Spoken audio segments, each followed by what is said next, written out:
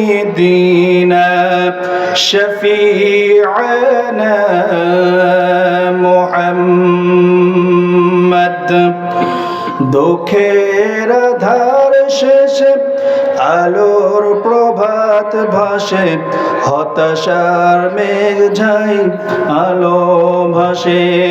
আল্লাহুম্মা সাল্লি আলা সাইয়্যিদিনা মাওলানা মুহাম্মদ ওয়া আলা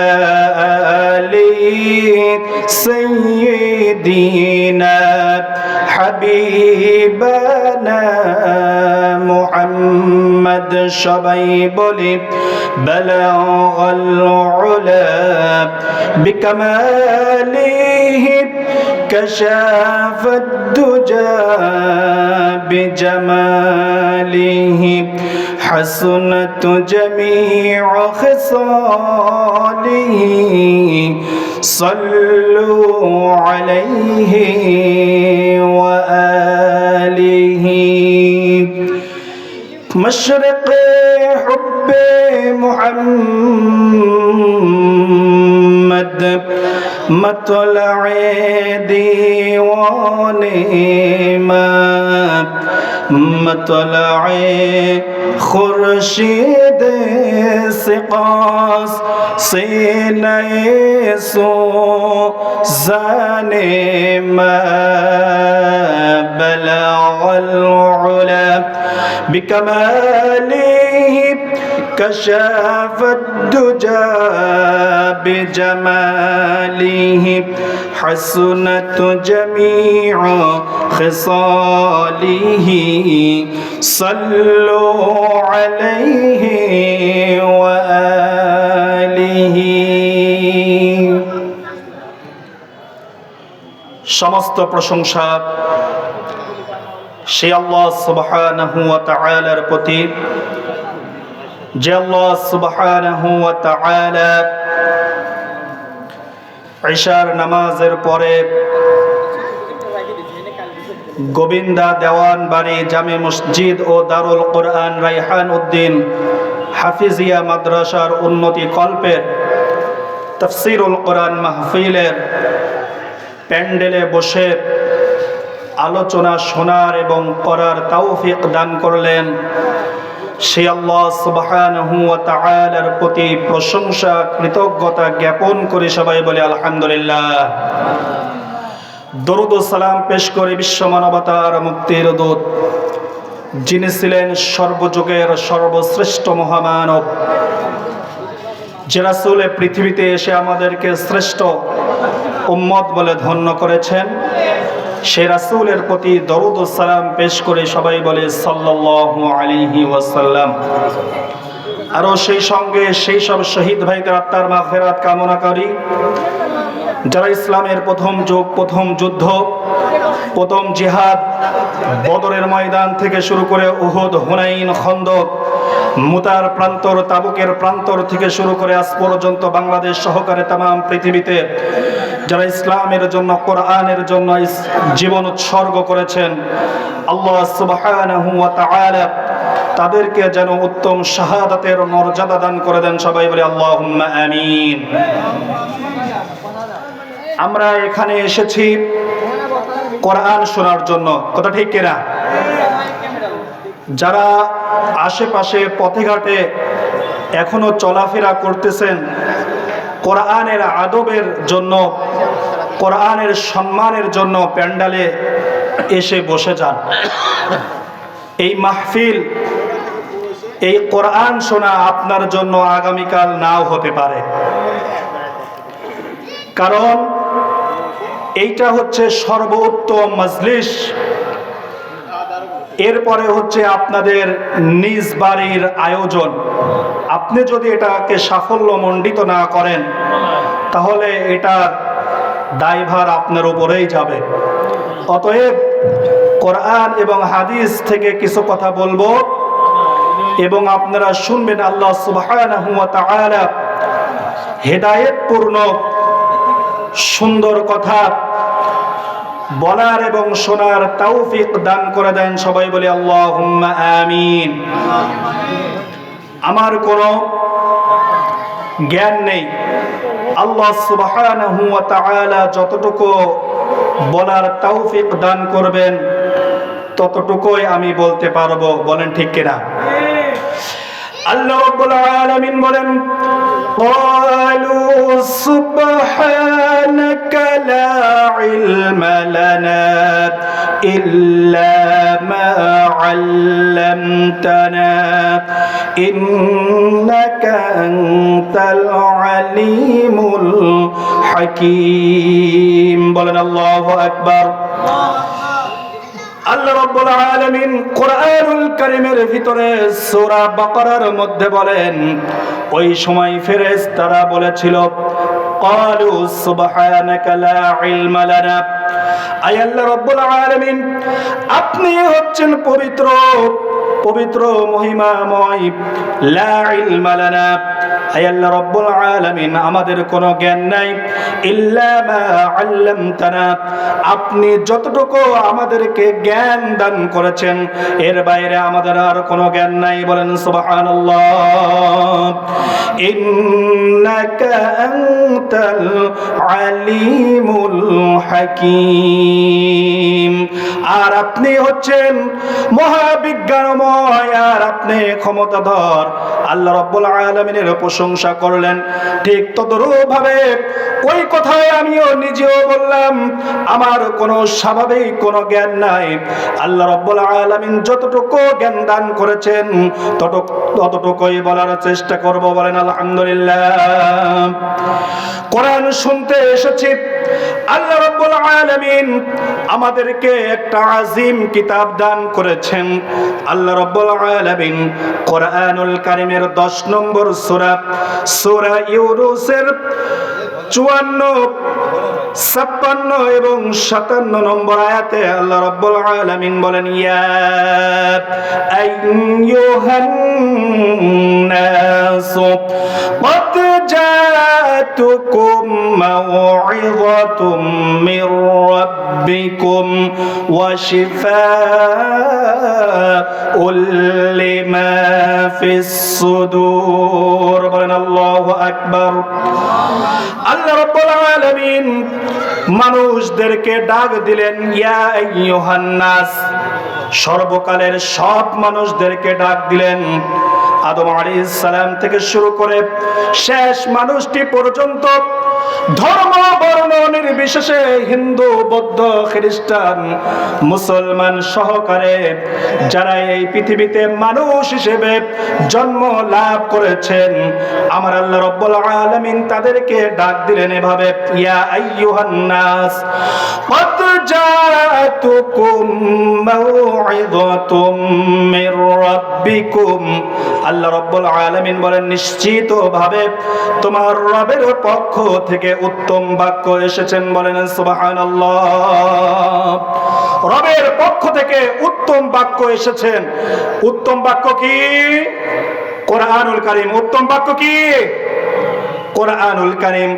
আল্লাহ রাব্বুল আলামিন বলেন, শুধু উত্তম বাক্যই নয়, ওয়া শিফাউল লিমা ফিস সুদূর। আল্লাহ রাব্বুল আলামিন বললেন, এটা তোমাদের অন্তরের শিফা, আরোগ্য দানকারী একটা কিতাব।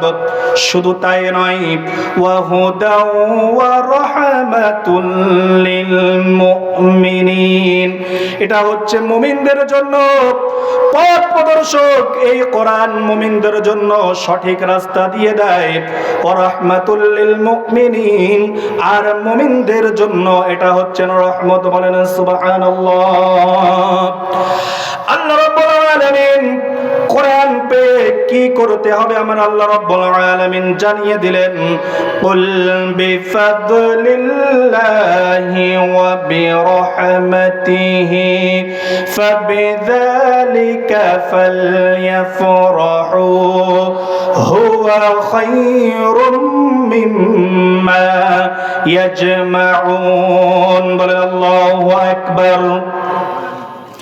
আল্লাহ রাব্বুল আলামিন বললেন কুল বিফাদলিল্লাহি ওয়া বিরহমাতিহি, হে রাসূল আপনি মানুষদেরকে বলে দিন বিফাদলিল্লাহি ওয়া বিরহমাতিহি, আল্লাহর করুণা আল্লাহর দয়া পেয়ে এই কোরআন পেয়ে ফাবিযালিকা ফালইফরাহু, তারা যেন এই কোরআন পেয়ে তারা যেন আনন্দ উদযাপন করে। বলেন সুবহানাল্লাহ।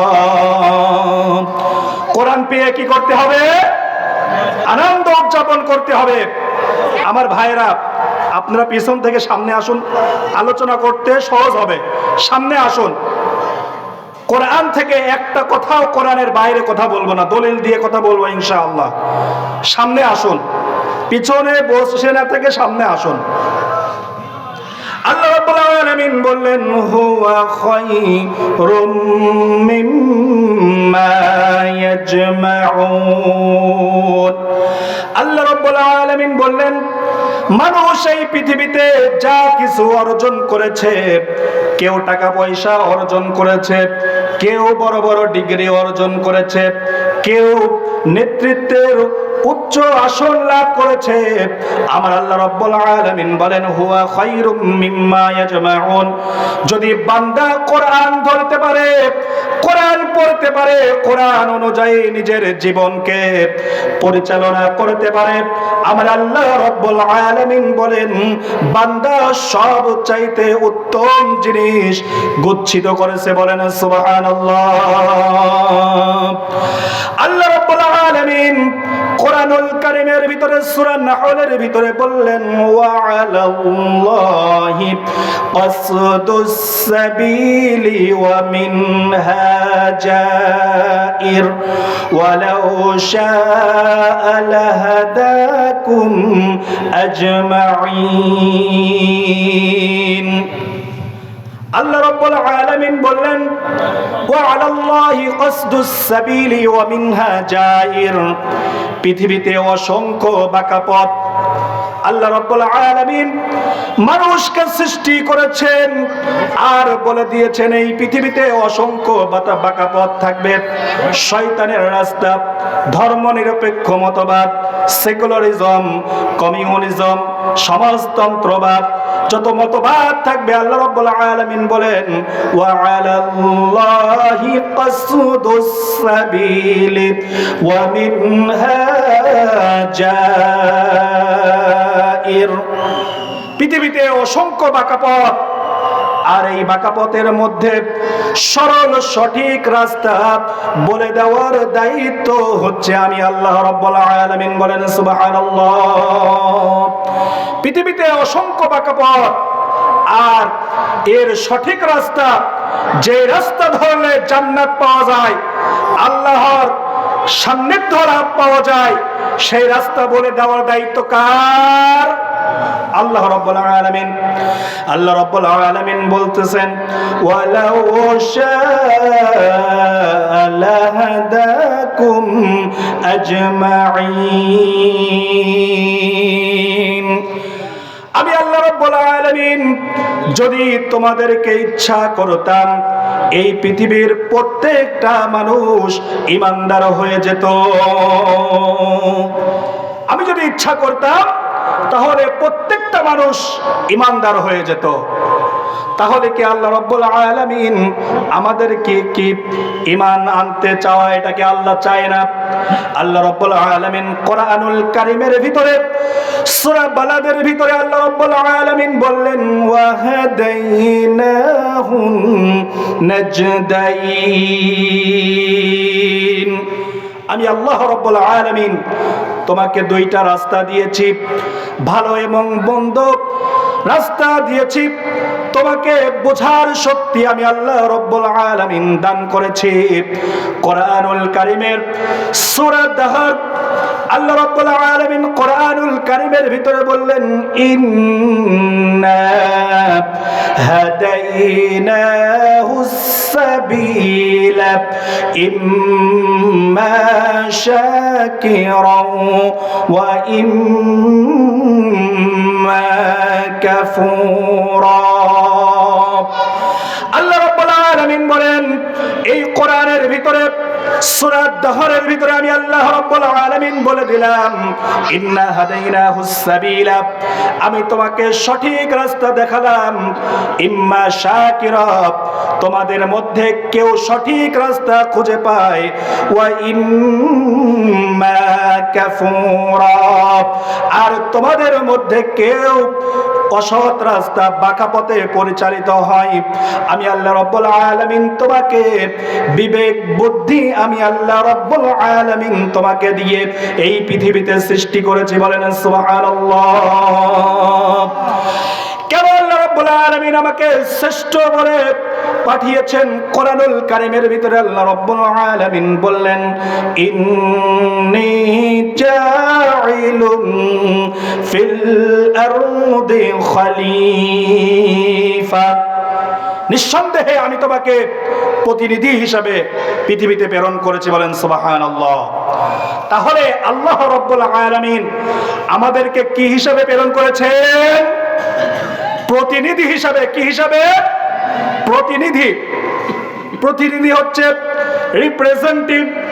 আল্লাহর পক্ষ থেকে, মালিকের পক্ষ থেকে যেই কাজ করে দেওয়া হয়, তার মানে সহজভাবে বোঝার জন্য আমাদের এই দেশে ওষুধের কোম্পানি আছে, বিভিন্ন কোম্পানি আছে, বিভিন্ন কোম্পানির বিভিন্ন লোকদেরকে তাদেরকে চাকরি দেওয়া হয়, মালিকের পক্ষ থেকে তাদেরকে প্রতিনিধি পাঠানো হয়, রিপ্রেজেন্টেটিভ হিসেবে পাঠানো হয়। তার মানে ওই মালিকের ওই কোম্পানির পক্ষ থেকে কাজ করার জন্য আল্লাহ রাব্বুল আলামিন আমাদেরকে এই পৃথিবীতে প্রেরণ করেছেন। ইন্নী জাইলুন ফিল আরদি খলিফা, নিঃসন্দেহে আমি তোমাদেরকে প্রতিনিধি হিসেবে প্রেরণ করেছি। তার মানে হচ্ছে আল্লাহ রাব্বুল আলামিন সাইয়্যিদিনা আদম আলাইহিস সালাম থেকে শুরু করে শেষ মানুষটি পর্যন্ত আল্লাহ রাব্বুল আলামিন পৃথিবীতে পাঠিয়েছেন। তার মানে আল্লাহ রাব্বুল আলামিন কোরআনুল কারীমে সূরা ফাতিহা থেকে শুরু করে সূরা নাস পর্যন্ত আমার আল্লাহ রাব্বুল আলামিন যা নাযিল করেছেন, যা হালাল করেছেন তা গ্রহণ করার জন্য, আর যা হারাম করেছেন তা বর্জন করার জন্য, আমার আল্লাহ রাব্বুল আলামিন যা নিয়ম নীতি দিয়েছেন তা গ্রহণ করার জন্য, আর যা বর্জন করতে বলা হয়েছে তা বর্জন করার জন্য রাসূল কারীম সাল্লাল্লাহু আলাইহি ওয়াসাল্লামকে পাঠিয়েছেন, রাসূলকে নেতা হিসেবে গ্রহণ করার জন্য। রাসূল যে পথের নির্দেশ দিয়েছে সেই পথকে ধরার জন্য। আবার আল্লাহ রাব্বুল আলামিন যা পাঠিয়েছেন তা মেনে নেওয়া, মেনে নিয়ে কাজ করার নাম হচ্ছে প্রতিনিধি। বলেন সুবহানাল্লাহ। আল্লাহ রাব্বুল আলামিন কোরআনুল কারীমে সূরা ইউনূসের ভিতরে আল্লাহ রাব্বুল আলামিন এভাবে বলেন ওয়ালাউ শাআ রাব্বুকা লাআমানা মান ফিল আরদি কুল্লুহুম জামিআ, চিৎকার দিয়ে বলেন আল্লাহু আকবার। আল্লাহ রাব্বুল আলামিন বলেন তোমাকে আমি বিবেক দিলাম, বুদ্ধি দিয়ে দিলাম, তোমাকে বুঝার শক্তি আমি আল্লাহ রাব্বুল আলামিন দিয়ে দিয়েছি।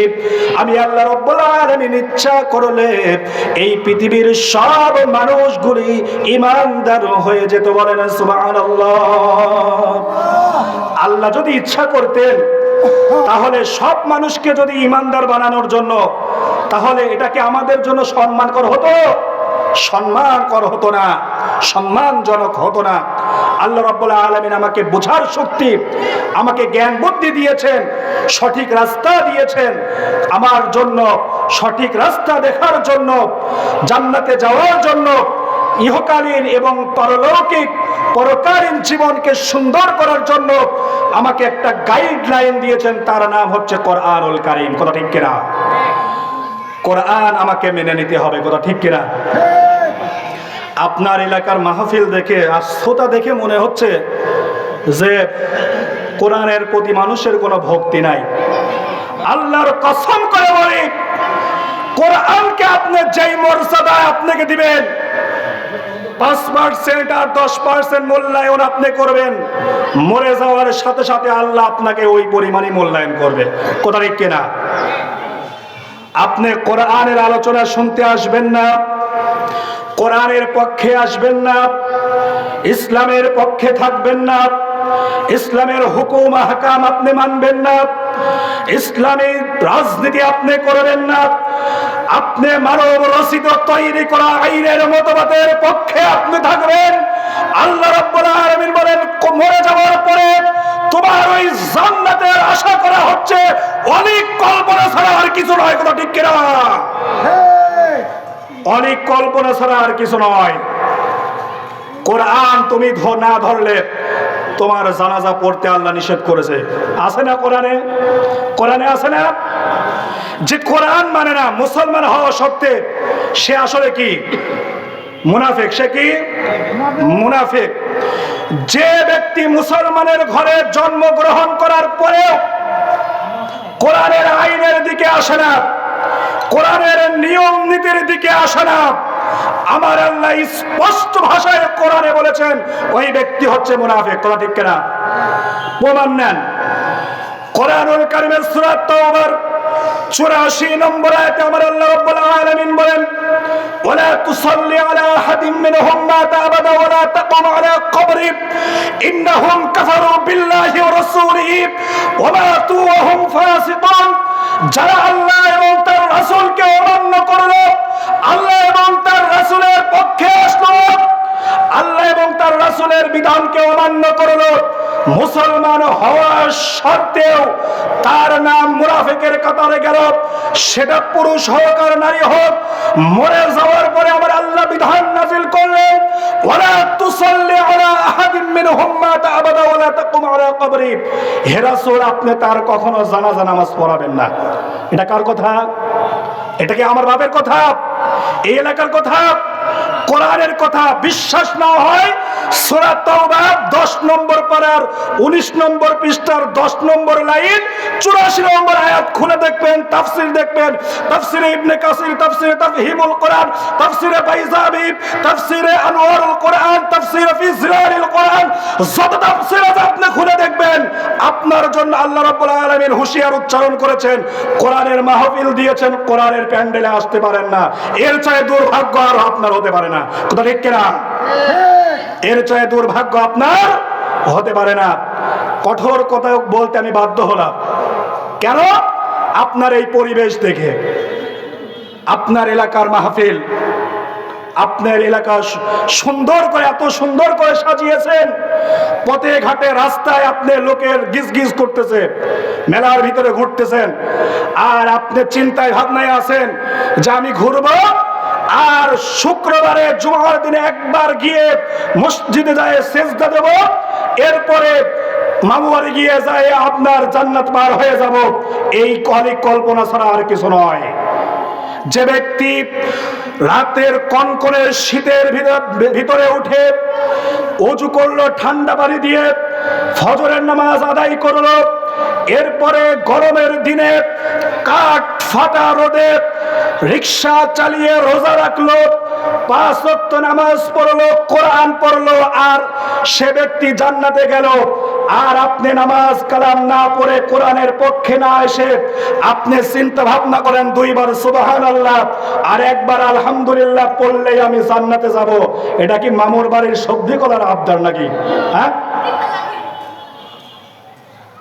এই কথা দিবা স্বপ্ন কোনদিন আপনার আশা পূরণ হবে না। আলাইসাল্লাহু বিআহকামিল হাকিমিন, আমার আল্লাহ হচ্ছে উত্তম বিচারক, কোনদিন উত্তম বিচার ছাড়া করবে না। আসুন, আপনার এই মাহফিলে আল্লাহ আপনার কিসমতে হেদায়েত হয়ে যেতে পারে। কথা ঠিক কিনা? আমি যে সূরাটা তেলাওয়াত করেছিলাম, কোরআনুল কারীমের 17 নম্বর সূরা। কত নম্বর সূরা? 17 নম্বর সূরা বানী ইসরাইল। কোন সূরা? সূরা বানী ইসরাইল 15 নম্বর পারার 1 নম্বর পেজ। একটা আয়াত তেলাওয়াত করেছি। সূরাটা নাজিল হয়েছে মক্কায়। কোথায় নাজিল হয়েছে? মক্কায় নাজিল হয়েছে। সূরাটির আয়াত সংখ্যা হচ্ছে 111টি। কয়টা? 111। রুকু সংখ্যা কয়টা? 12টা। রুকু সংখ্যা কয়টা? 12টা। এই সূরায় মক্কায় অবতীর্ণ হয়েছে। রাসূল সাল্লাল্লাহু আলাইহি ওয়াসাল্লাম মক্কি জিন্দেগিতে 13টি বছর রিসালাতের কালেমার দাওয়াত দিলেন। মক্কি সূরার বৈশিষ্ট্য হচ্ছে আকারে ছোট। আকারে কি? আকারে ছোট। মক্কি সূরার বৈশিষ্ট্য হচ্ছে তাওহীদের আলোচনা, একত্ববাদের আলোচনা। কিসের আলোচনা? একত্ববাদের আলোচনা। মক্কি সূরার বৈশিষ্ট্য হচ্ছে রিসালাতের আলোচনা।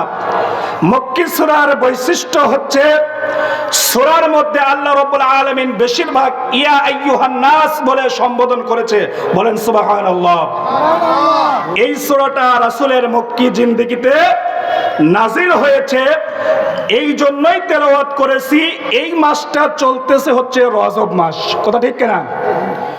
রাসূল কারীম সাল্লাল্লাহু আলাইহি ওয়াসাল্লাম এই মাসে আল্লাহ রাব্বুল আলামিন তাকে 7 আসমান পেরিয়ে সিদরাতুল মুনতাহা পেরিয়ে তাকে আল্লাহ রাব্বুল আলামিন জান্নাত জাহান্নাম তাকে দেখিয়েছিলেন এবং তার সঙ্গে কথোপকথন হয়েছে। বলেন সুবহানাল্লাহ।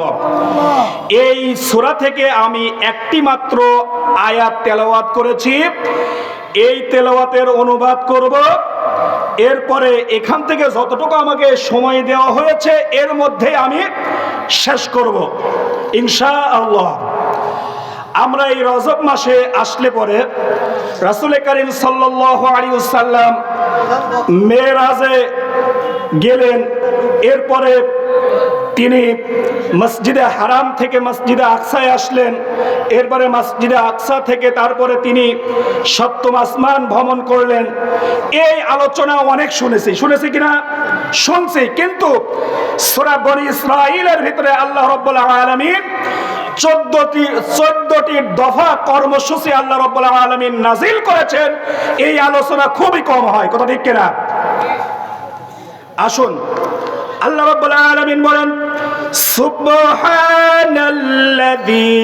আসরা বিআবদিহি লাইলাম মিনাল মাসজিদিল হারাম ইলাল মাসজিদিল আকসা। সুবহানাল্লাযী আসরা, তিনি মহিমাময় বরকতময় সেই আল্লাহ। আসরা বিআবদিহি, তিনি তার বান্দাকে লাইলাম মিনাল মাসজিদিল হারাম ইলাল মাসজিদিল আকসা, মসজিদে হারাম থেকে মসজিদে আকসা পর্যন্ত রাতের কিছু অংশ ভ্রমণ করিয়েছিলেন। বলেন সুবহানাল্লাহ। আল্লাযী বারাকনা হাওলাহু লিনুরিয়াহু মিন আয়াতিনা, যার চতুষ্পার্শ্বে মসজিদে আকসার এই চতুষ্পার্শ্বে এই ফিলিস্তিনে আমি বরকত দিয়েছি। বলেন সুবহানাল্লাহ। লিনুরিয়াহু মিন আয়াতিনা, যাতে করে আমি তাকে কিছু নিদর্শন দেখিয়ে দেই। বলেন সুবহানাল্লাহ।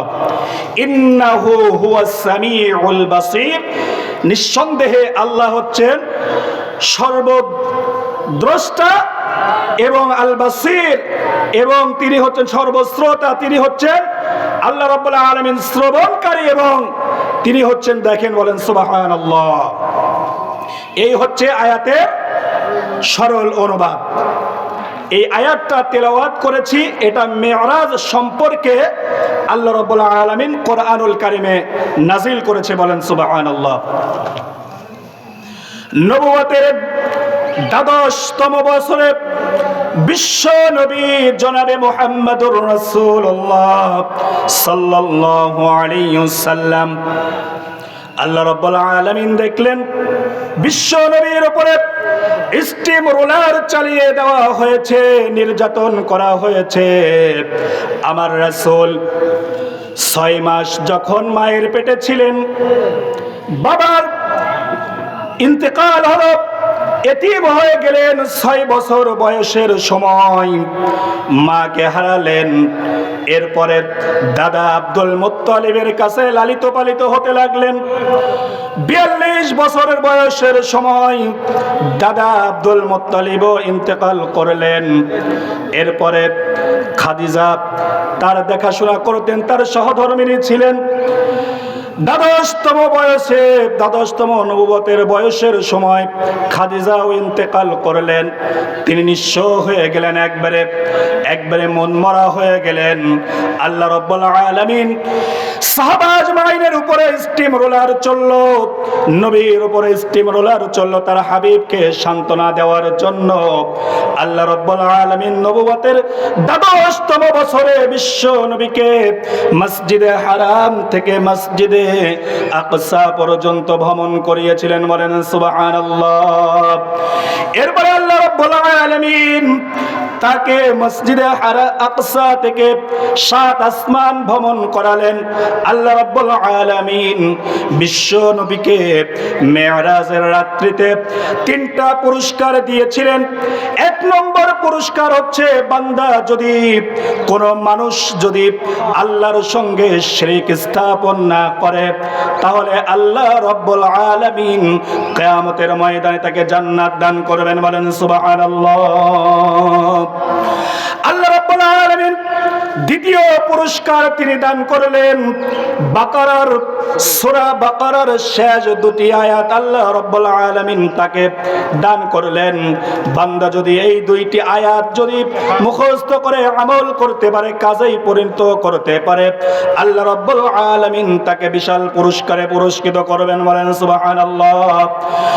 3 নম্বর পুরস্কার আমার আল্লাহ রাব্বুল আলামিন তাকে দান করলেন 14টি দফা, 14টি কাজ তিনি আল্লাহ রাব্বুল আলামিন বিশ্ব নবীর উপরে অর্পণ করলেন। সূরা নাজমের আল্লাহ রাব্বুল আলামিন আয়াত নাযিল করলেন, ফাআওহা ইলা আবদিহি মা আওহা।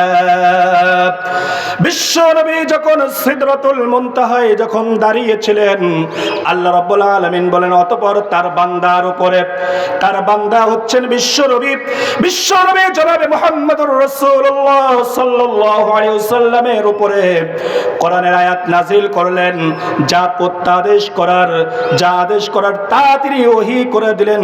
বলেন সুবহানাল্লাহ।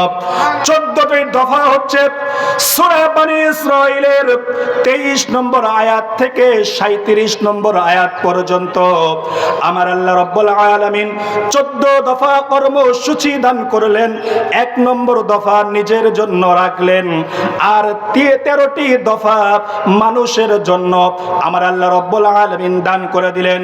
কোন সমাজ, কোন রাষ্ট্র যদি এই 14টি দফা যদি কোন দেশে বাস্তবায়ন করে দিতে পারে, ওই দেশটি সোনার দেশে পরিণত হয়ে যাবে। বলেন সুবহানাল্লাহ।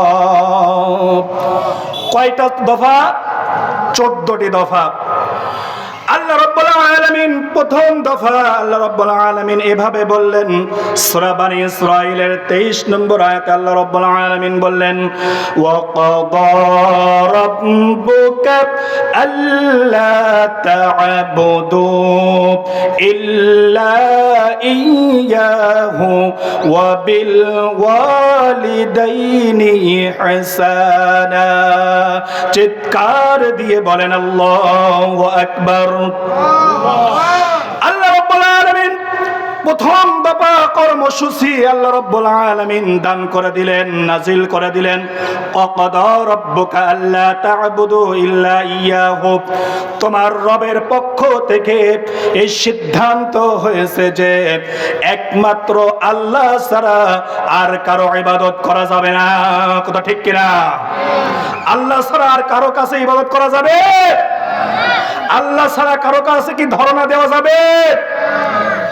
আল্লাহ রাব্বুল আলামিন কোরআনুল কারীমের ভিতরে সূরা আম্বিয়ার 25 নম্বর আয়াতে এর ব্যাখ্যায় আল্লাহ রাব্বুল আলামিন বললেন, ওয়া মা আরসালনা মিন ক্বাবলিকা মির রাসূলিন ইল্লা নূহি ইলাইহি আন্নাহু লা ইলাহা ইল্লা আনা ফা'বুদুন।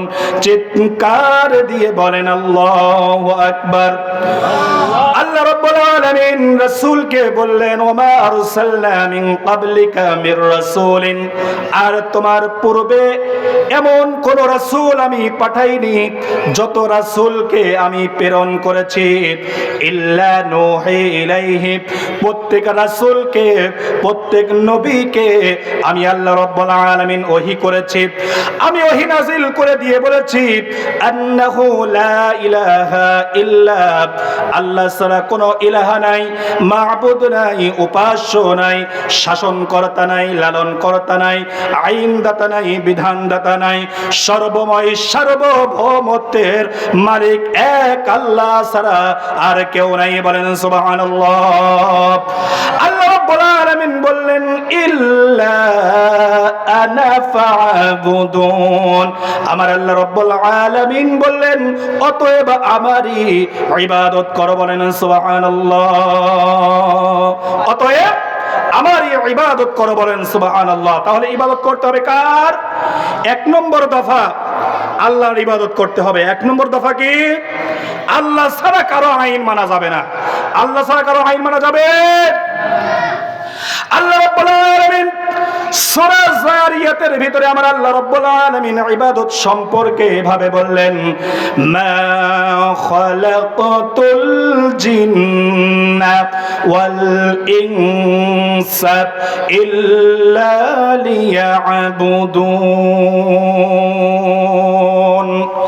আমি মানুষ এবং জিন জাতিকে সৃষ্টি করেছি একমাত্র আমার দাসত্ব এবং গোলামি করার জন্য। অন্য কোন কারণে ইবাদত, অন্য কোন মানুষের, অন্য কোন গাছের, অন্য কোন নেতা নেত্রীর, অন্য কোন পীর মাশায়েখের পূজা করার জন্য আমি আল্লাহ রাব্বুল আলামিন জিন এবং মানব জাতিকে সৃষ্টি করি নাই। বলেন সুবহানাল্লাহ। তাহলে ইবাদত করতে হবে কার? আল্লাহ। এই ইলাহা নেই হচ্ছে কথা। আল্লাহ রাব্বুল আলামিন ইবাদত সম্পর্কে বললেন সূরা আন-নাহলের 36 নম্বর আয়াতে আমার আল্লাহ রাব্বুল আলামিন বললেন ওয়ালাকাদ বাআসনা ফি কুল্লি উম্মাতির রাসূলান আন ইবুদুল্লাহা ওয়াজতানিবুত তাগুত। আল্লাহ রাব্বুল আলামিন সূরা নাহলের 16 নম্বর 36 নম্বর আয়াতে আল্লাহ রাব্বুল আলামিন বললেন ওয়ালাকাদ বাআসনা ফি কুল্লি উম্মাতির রাসূলান, এমন কোন জাতিবাদ যায় নাই, এমন কোন গোত্রবাদ যায় নাই, এমন কোন রাষ্ট্রবাদ যায় নাই, আমি আল্লাহ রাব্বুল আলামিন সেই জাতির নিকটে আমি আল্লাহ রাব্বুল আলামিন রাসূলকে প্রেরণ করি নাই। বলেন সুবহানাল্লাহ। প্রত্যেকটা জাতির কাছে আমার আল্লাহ রাব্বুল আলামিন রাসূলকে প্রেরণ করেছেন। বলেন সুবহানাল্লাহ। রাসূলকে প্রেরণ করে কি আদেশ দিয়েছিলেন আমার আল্লাহ রাব্বুল আলামিন? বলেন আনি'বুদুল্লাহ ওয়াজতানিবুত তাগুত, এক আল্লাহ ছাড়া আর কারো ইবাদত করা যাবে না। বলেন সুবহানাল্লাহ। এক আল্লাহ ছাড়া আর কারো ইবাদত করা যাবে না। এক নম্বর দফা। দ্বিতীয় নম্বর দফা আমার আল্লাহ রাব্বুল আলামিন বলেন ওয়াবিল ওয়ালিদাইনি ইহসানা, লিল্লাহি তাকবীর। দ্বিতীয় বক্তার আগমন, শুভেচ্ছা, স্বাগতম। লিল্লাহি তাকবীর। এই পয়েন্টটা বলে আমি শেষ করব ইনশাআল্লাহ। দ্বিতীয় দফা কর্মসূচি আমার আল্লাহ রাব্বুল আলামিন দিলেন ওয়াবিল ওয়ালিদাইনি ইহসানা। আমার আল্লাহ রাব্বুল আলামিন বললেন দ্বিতীয় দফা কর্মসূচি হচ্ছে এক আল্লাহর ইবাদত করার পরে তোমার পিতামাতার খেদমত করতে হবে। বলেন সুবহানাল্লাহ। দ্বিতীয় দফা কি? পিতামাতার খেদমত করতে হবে। আজকাল সন্তান আছে পিতামাতার খেদমত করে না, কথা ঠিক কিনা?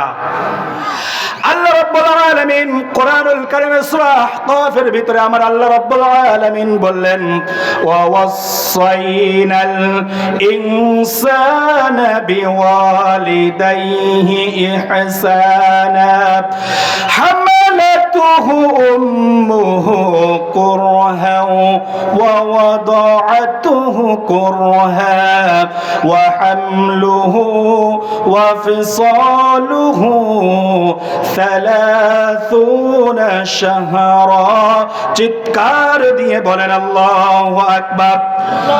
আল্লাহ রাব্বুল আলামিন বলেন ওয়াসাইনাল ইনসানা বিওয়ালিদাইহি ইহসানা। আল্লাহ রাব্বুল আলামিন বলেন আমি তোমাদের উপরে নসিহত করেছি তোমার পিতা মাতাকে তোমরা জীবদ্দশায় পেলে খিদমত করবে, বলেন সুবহানাল্লাহ। হামালাতহু উম্মুহু কুরহা ওয়া ওয়াদাআতহু কুরহা, কেননা তোমার মা কষ্টের পর কষ্ট সাধন করে তোমাকে পেটে লালন পালন করেছেন, এরপরে তোমাকে শৈশবে লালন পালন করেছেন, এরপরে তোমাকে মানুষ করেছেন, তোমাকে বড় করেছেন, তোমাকে পৃথিবীর মুখ দেখিয়েছেন, তোমাকে লালন পালন তোমার পিতামাতা করেছেন, বলেন সুবহানাল্লাহ। আল্লাহ রাব্বুল আলামিন বললেন কেন পিতামাতার খেদমত করতে হবে, কিভাবে খেদমত করতে হবে, কিভাবে তাদের সঙ্গে ব্যবহার করতে হবে। আমার আল্লাহ রাব্বুল আলামিন বললেন ইম্মা ইয়াবলুগান্না ইনদাকাল কিবারা আহাদুহুমা আও কিলাহুমা। আল্লাহ রাব্বুল আলামিন বললেন ইম্মা ইয়াবলুগান্না ইনদাকাল কিবারা আহাদুহুমা, তাদের উভয় যখন বৃদ্ধ বয়সে উপনীত হয়ে যাবে অথবা একজন বৃদ্ধ বয়সে যদি তোমরা তাদেরকে পাও, আও কিলাহুমা তাদের সঙ্গে সুন্দরভাবে কথা বলো, আও কিলাহুমা ফালা তাকুল্লাহুমা উফফিউ, কথা বলতে গিয়ে যেন তোমার পিতামাতা যেন কষ্ট পেয়ে উফফিন, এই উফ শব্দ যেন তোমার পিতামাতা যেন না করে।